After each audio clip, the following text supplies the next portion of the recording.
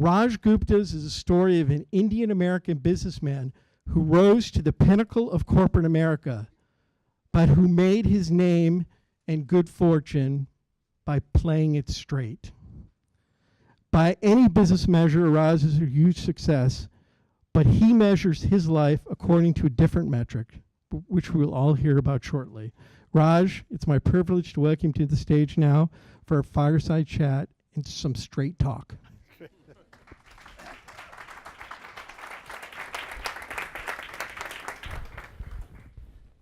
Well, after the intro, I should leave, actually. You know, I can read everything in the book. Thank you, Mark. So the first question, we polled investors on this question. So what are some of the mega trends impacting CEO, board, and investor expectations today? How has the landscape changed? Yeah. So let me sort of frame this things which I believe are affecting every company in every part of the world, in every industry. And I put them in, for simplicity, in three categories. And I start with technology, and just not information technology, but technology broadly. We talk about additive manufacturing or 3D manufacturing, but all the other aspects of technology. And I think in terms of and the second category I'll talk about is really what I call information. In the way we process information today at every level, as a consumer, as a company, as an investor, and how that's changing the landscape. And the final thing I'll talk about, the mega trends, is what I call the ownership structure of the public enterprises in this company, in this country, but I think soon to be becoming a global phenomenon. And I think those are three pretty profound changes that are taking place in every country, every company, and in every industry. So I think let me start with the technology, because technology probably is underlying thing in many of these. One is everything is moving faster than you ever imagined. What you think will happen a year from now is going to happen next month, and things that you imagine will happen 5 years from now is going to happen within a year. What it's leading to is unencumbered new business models, which are fast on their feet, more capital, and cost effective. And then you really have also what I call basically very lean in structure. So incumbents, and a lot of the companies here represented are incumbents. The incumbents are really need to learn about how to deal with this new way of thinking. I think the other thing I would say, the end users, the consumers are making decisions based on social media, other sources of information, and the value of brands is declining. They're making choices, very personal choices based on the information. Obviously, globalization. We talked about the 3D manufacturing, but think about this, if I think about one single concept out of information technology, is if the Industrial Revolution made manufactured products affordable to middle classes, information technology is going to make every product and service affordable to the masses all around the world. So just imagine the market that it opens up, but at the same time, the challenges it presents to the organizations. So I think that's the first part, technology, all aspects of it. The second one is obviously information. Where the sources of information, fake or real, comes from multiple sources, is real time. So you're trying to process all this at the same time. And alongside, you have all the things that are happening geopolitically and otherwise that are impacting the information flow as well. In fact, it's amazing how market has been ignoring to a large extent of all the geopolitical stuff that's going on around the world and keeps marching because fundamentally they believe the world would be a better place and more people will have affordable income to have a better life. I mean, that's the only explanation that markets kind of just keep moving. But I think out of this information age, one dimension which is going to become more important than what we have even seen today is what I call the reputational risk.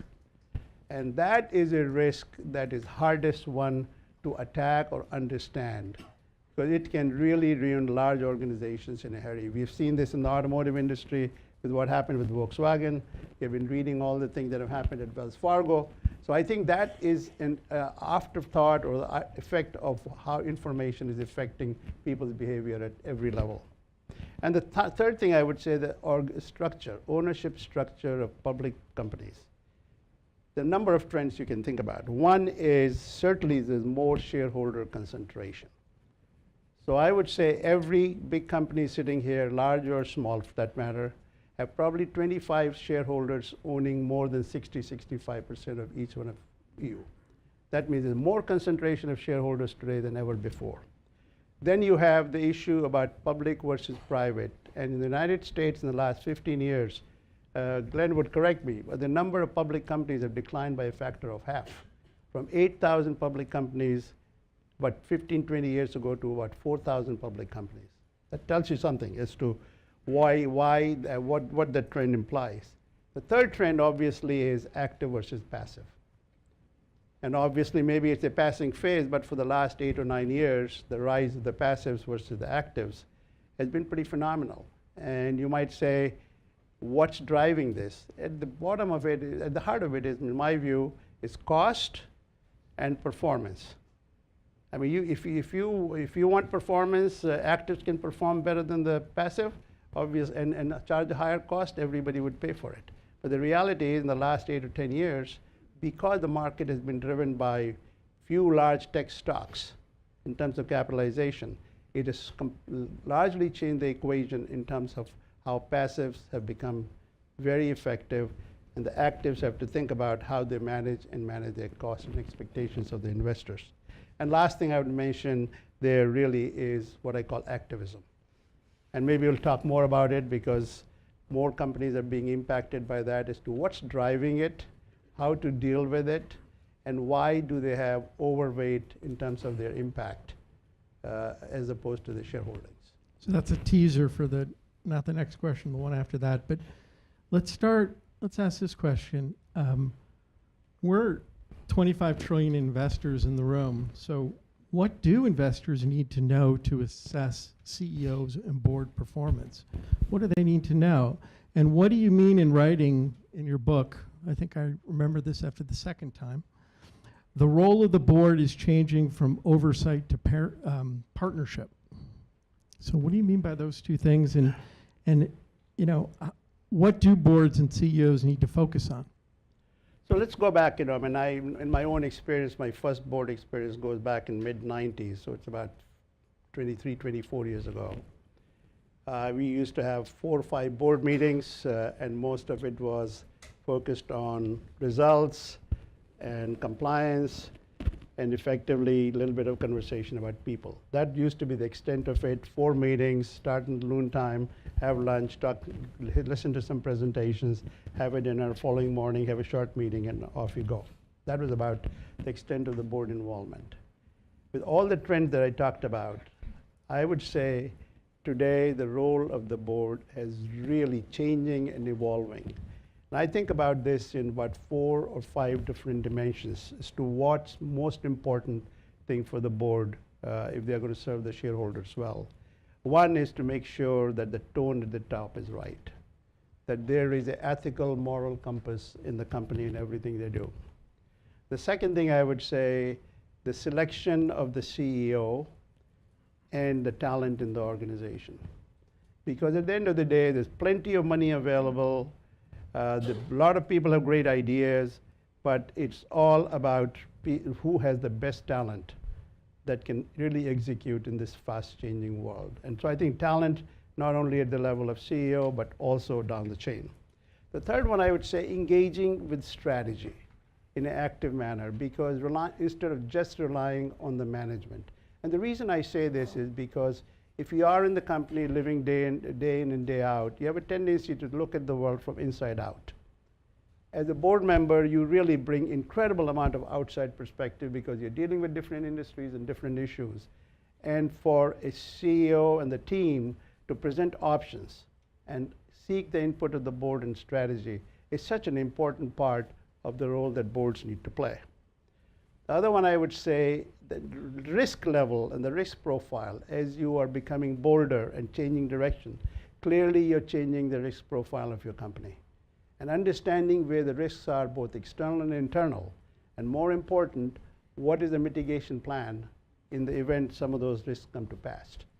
And I think understanding the risk and mitigation plans around the risk. Next one, which is still remains a controversial subject a little bit, outreach to investors. And the reason I say this is, if you think about that 25 investors own majority of all public corporations in this country, large and small, not listening to their voice independent of what the management listens is a big lost opportunity. And I think most people hide behind the Reg FD and feel like directors are not well informed and they will say something which is not supposed to be spoken. But the reality is most smart investors never ask a question about the quarter or what's going on. But if you seek them out, they will tell you how they look at your strategy versus your peers, how do they rate your overall management versus theirs, and what would they do different. I mean, having that perspective at the board level, independent of the management, I think it's a powerful thing for every company should be thinking about and every CEO should be thinking about. And more important, equally important is, why are the investor buying your stock? I would give you one example because I was in Hewlett-Packard board for 8 years and saw a lot over that time period. And among many things we did is one big acquisition that we made. And in retrospect, all of our investors, the big ones, said, we can see why Oracle or somebody else does those kind of transactions, but we have not invested in Hewlett-Packard to do those kind of transactions. So understanding why are the investors investing in you, why do they own you, and what their expectations are, how they view your company, I think it's an incredibly useful insight. And the final thing I would say there is really having true pay for performance. And I've been chair of comp committees about 4 or 5 different companies. The hardest thing really is to set the right targets. The targets that are stretched. I'm a believer that you set stretch targets, and if you miss some, you come out ahead, and setting the bar low and feeling good achieving it. Because over long term, you will find you will lag your peers in terms of total return to shareholders by a big margin. If you set the bar low and just feel good. So those are things. So those are the dimensions I would say have really changed the role of the board, or should change the role of the board in corporations today. Building off that, what about board compensation? Are the incentives structured properly today? Is there work to be done? Or is it fit for purpose? Well, it'll be very self-serving if I said the board's underpaid or something now. Because I don't think that's an issue. I would say where there could be a stronger alignment between the board and the investors is a modest tweak. And this is my one man's view. A typical compensation for a board member in a Fortune 500 company is in the range of $250,000. You can take all of it in equity or 40% cash and 60% equity. That's pretty typical. The holding requirements are pretty minimal and can be met easily. My suggestion is a very small tweak which says all the equity that's granted to you, you hold it until you retire. So if you are there for 8 to 10 years, you have accumulated, and if you have created value, then I think you're very closely aligned what the long-term investor is thinking about. This is not the way it works. And I would also suggest award that equity up front for 5 years so that you are getting alongside the management in that process and with the shareholders. You're there 5 years later is when it vests equally over 5 years. But to align the interest, this is a big criticism. If you think about the activists, and we'll talk more about it, I would say one of the criticism activists have that boards do not have an alignment with the owners quite the way they should be. And the only way to have a serious alignment if you have a stake in the ground or skin in the game. Well, let's get to the activist investor then. Is Lady Lynn in the room? Because this is one of her quotes. So are activist investors all good or all bad? Or does it depend, like good cholesterol or bad cholesterol? And so what is your advice for CEOs and investors engaging with these activist investors? What's the call to action? Well, first maybe let's see if we are on a common ground about what drives the activists. And by the way, they are a small company, mid-sized company, large company. Nobody is spared, from Procter & Gamble to Apple to everybody else. At the end of the day, they look at the performance of a company over a period of time. And if they figure out that this company has misallocated capital and has underperformed the peers, it clearly is an indication. It's not about a quarter, it's not about a year, but a company, if it's underperformed versus peers and has misallocated capital, it clearly shows up in their return, and that's their first sight. And then, of course, is they look at it and say, what causes it? They do very smart people, great consultants, investment bankers, and analysts who really do the numbers work very, very effectively. And then they would come up with a theory of about what's causing this underperformance.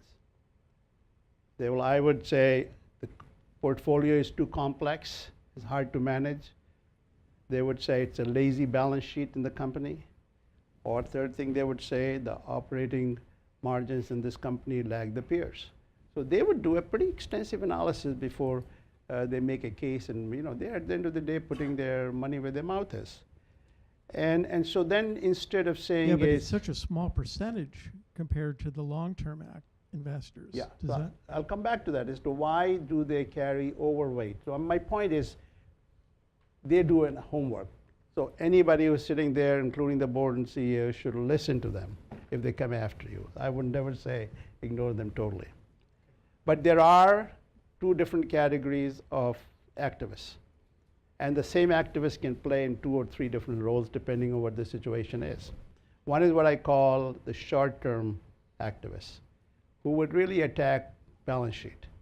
They would say, you have sitting on too much cash, your leverage is not sufficient, and you need to buy back shares or do something like that. Or they would say, your portfolio is too complex, break it up, some of the parts says you should create a lot more value than what you have in this complex structure. Then you have the long-term ones who come in there not for a quarter or 2 quarters or 3 quarters. They come in there with a playbook. And they would have a view about how to fix the company, why their cost structure is so high, why their capital allocation over long periods of time has not been good, and the M&A strategy that they pursued has not paid off. So I'm saying is, you can't put in them in good or bad. You can say, depending on the situation, their angle can be short-term or long-term, and those are the kind of suggestions they'll come up with. So, you go ahead. No, so it's a time horizon question. So it is a time horizon question. It's a balance sheet versus P&L, operating efficiency, complexity versus just trying to buy back shares and sell the company. And I'll come back to your experience of 40 years at Rohm and Haas, but part of also, isn't this activist kind of question is, and you serve on a number of boards, including Delphi, Vantar, and Tyco. What are the pros and cons of structuring a business to be multi-business, multi-industry, versus focused on one thing? So before maybe one of the other questions I didn't respond to is, why do activists have overweight relative to the ownership?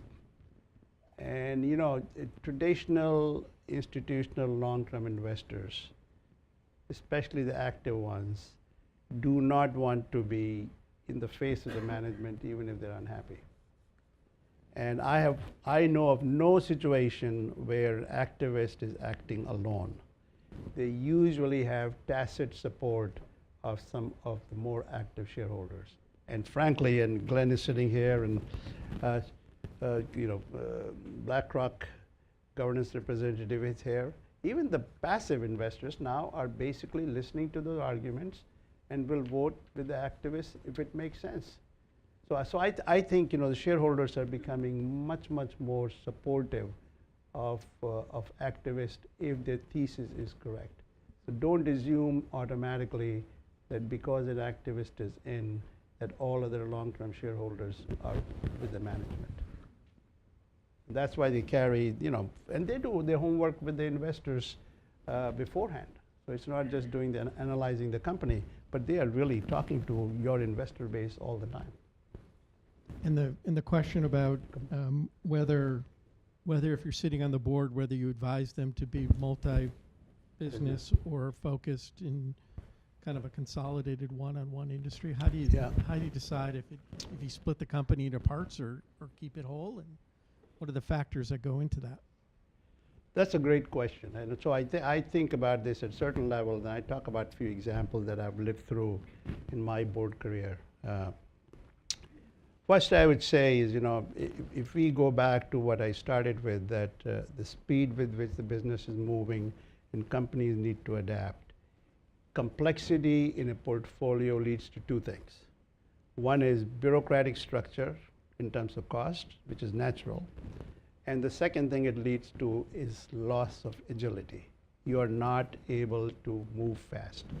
And frankly, those are the two biggest enemies today in the world that's changing fast.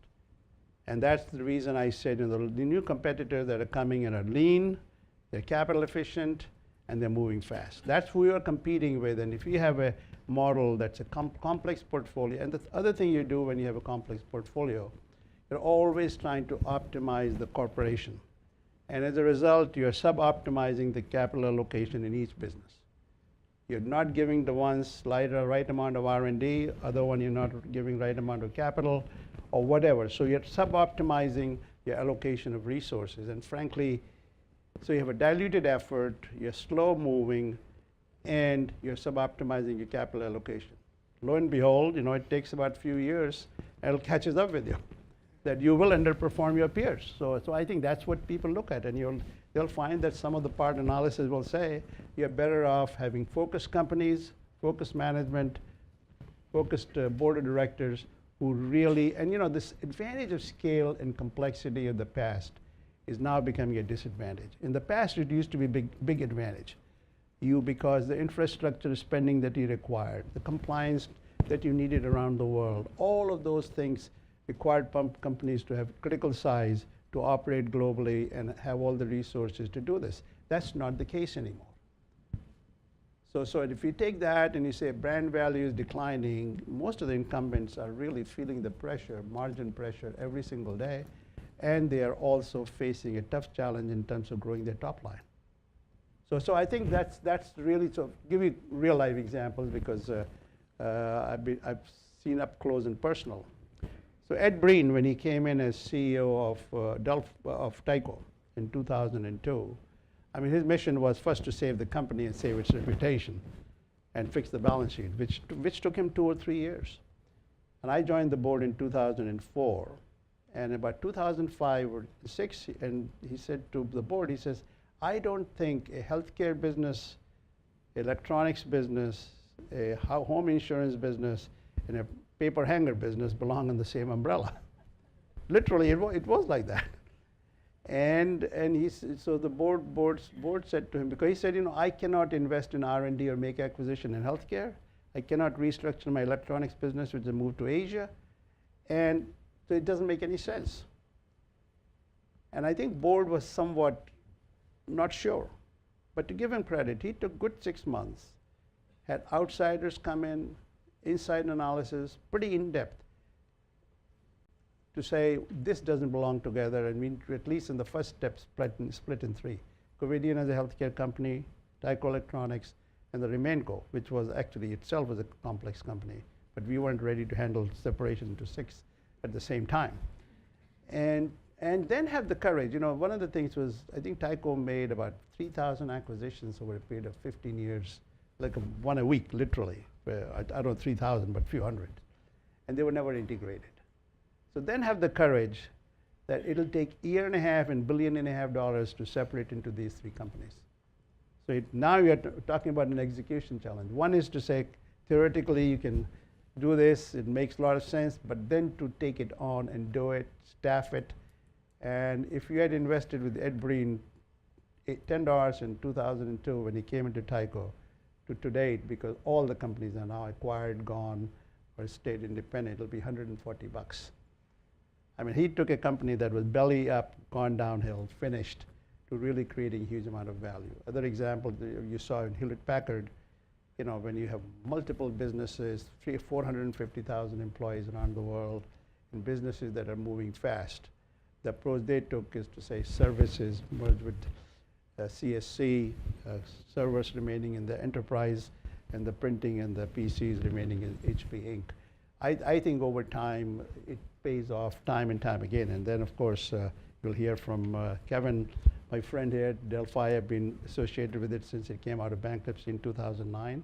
And the track that we have followed in terms of simplifying portfolio, focusing the company, and then now saying we need to split the technology company from the more traditional auto company.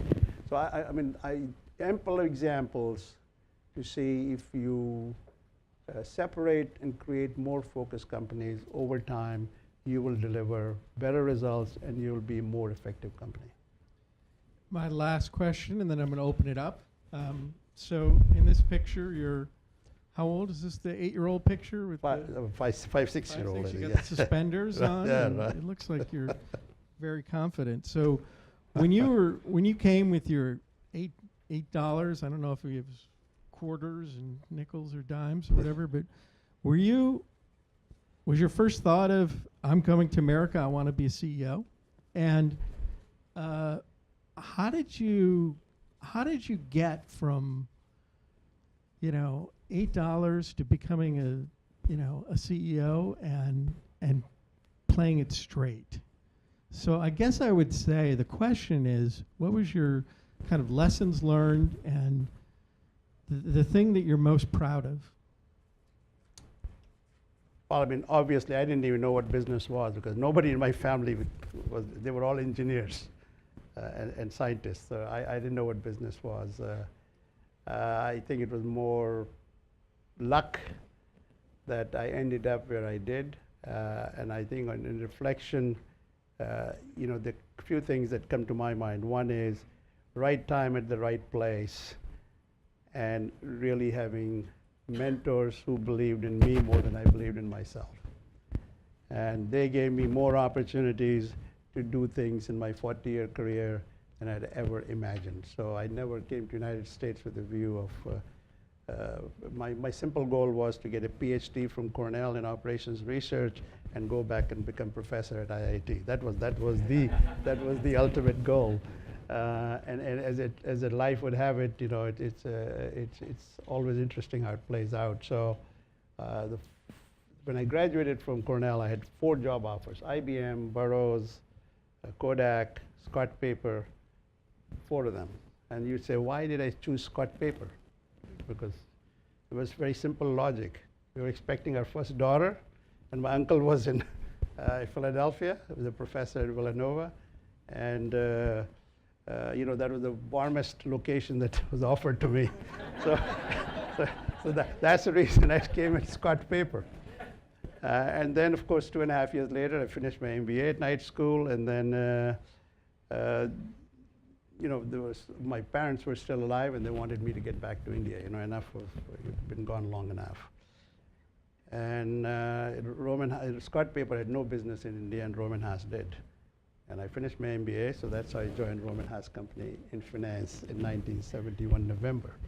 But just to give really quickly, I ended up with having 13 jobs with 17 bosses, lived in 3 continents. Lived in England for 10 years, France for 5 years, Asia for 5 years. So that's what I meant, that I got regional experience, functional experience, business experience.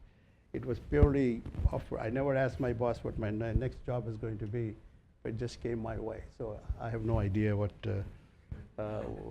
You make your own good luck, I think. I will definitely some of that, but I would say is there's some good lessons from what I learned at Rohm and Haas, though. Okay. Yeah.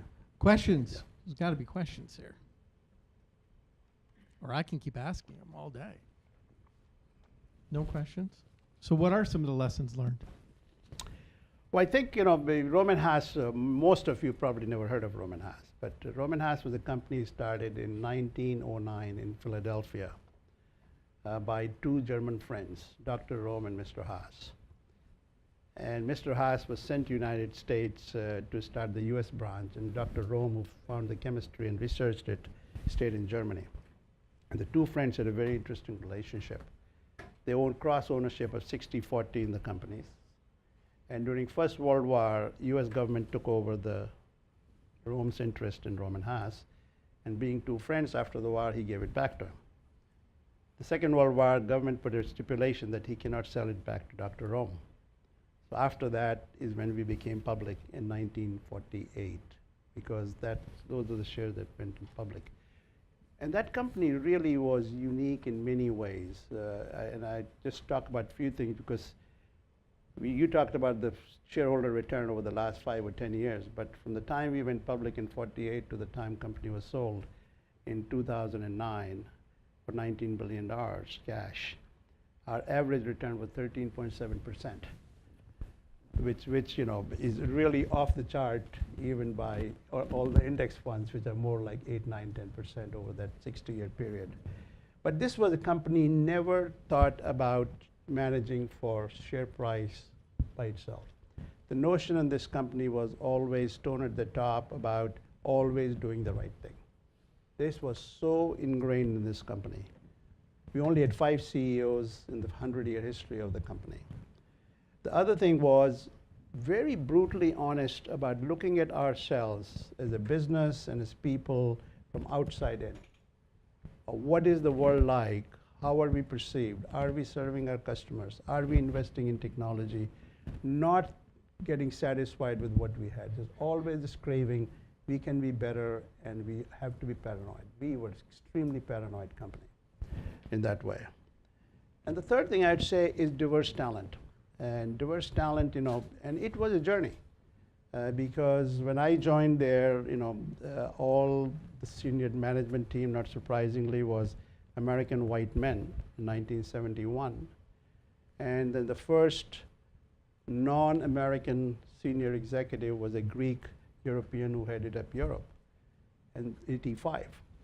And then the floodgates opened. And I will tell you that my team of 35 at the top had about 5 or 6 Asians, 5 or 6 Europeans, 5 or 6 Latins, and then about 8 or 10 women, and about 4 or 5 African Americans. It was, in my view, one of the most diverse teams in the chemical industry for sure, but any corporate America. And the most interesting proof of that we trained them well, we invested in the right people. 15 of them are today CEOs. 6 public companies, and we were a small company. We were a $10 billion company. We were not like a $100 billion giant. That 15 out of those 30 who ran businesses today are CEOs around the world. And I think that's the main thing, the final thing I would say, we always thought about stakeholder focus rather than shareholder focus. And what that meant was, and we were very explicit about that, and we said, shareholder return is an output, it's not an input. And if we do the right things by stakeholders, we will arrive at the right destination. So we said, we have to satisfy our customers, we have to keep our employees engaged, and we have to, of course, be concerned about the owners that we perform. But being in the chemical industry, very mindful that we operate safely in the communities where we operated. So we had the same standards of building plants around the world, didn't matter where it was. We never compromised on standards. There was a code of conduct. We used to call them 10 commandments when they started. By the time we finished, there were 20. But basically, it was very strict rules, and we never hesitated to fire a person, whether he was senior executive, to a plant manager, to somebody else who broke the rules of what engagement was. And it was true with the sexual harassment, bad behavior, or cheating, didn't matter on what the amount was. I think we've really followed very rigorously what was the right thing to do. And I think those are the things over long periods of time really paid off dividends. We got a question here from Chris. Yeah. Mike? Chris Penny? Yes, Chris Penny with the High Meadow Institute. We've heard this morning, and you were very eloquent about the sort of governance challenges at the individual company level. I'm thinking about your industry, the chemical industry in particular, for example. What do you see as sort of the collaborative governance challenges for the industry? And are there sort of new collaborative governance challenges that industries now need to address, given the sort of expectations of business and industries? Yeah. A great question. So I would say, the chemical industry is a highly complex industry. We have like thousands and thousands of compounds, and thousands of applications and thousands of small and large companies. And the industry structure is rather unique, that almost every decent sized company does business with them, with other ones. They're suppliers, buyers, partners, competitors. So it is, in a way, a somewhat incestuous industry that has grown over time. So even a big company like Dow Chemical, it's like a $3 trillion industry, and Dow Chemical with $50 billion of revenue, it still represents a very small percentage. So it's highly fragmented, very diversified, and what you're seeing is a trend now is Dow DuPont merger and down the spin. Spin is very much related to what I talked about, creating more focused companies. But this industry is in need of significant restructuring. And what's interesting is it happens, and then more chemical companies get created after that happens. But I think over time, it will not consolidate like the airline industries or some of the more concentrated or the other industries. But it needs to reshape itself in terms of companies focusing on core expertise as opposed to trying to be very diversified companies. Now, the governance challenge is, it's no different than what I talked about. I mean, you need CEOs and boards who are looking at both the opportunities and the threats and crafting what is the best path forward for their portfolio and their companies. And but it's a dynamic industry in midst of change. It's very complex. But I don't see, one company dominating, or two companies, or 5 or 10 companies dominating this industry. With that, we start on time. We always end on time. And please join me in giving a warm welcome or wrap up to Thank you.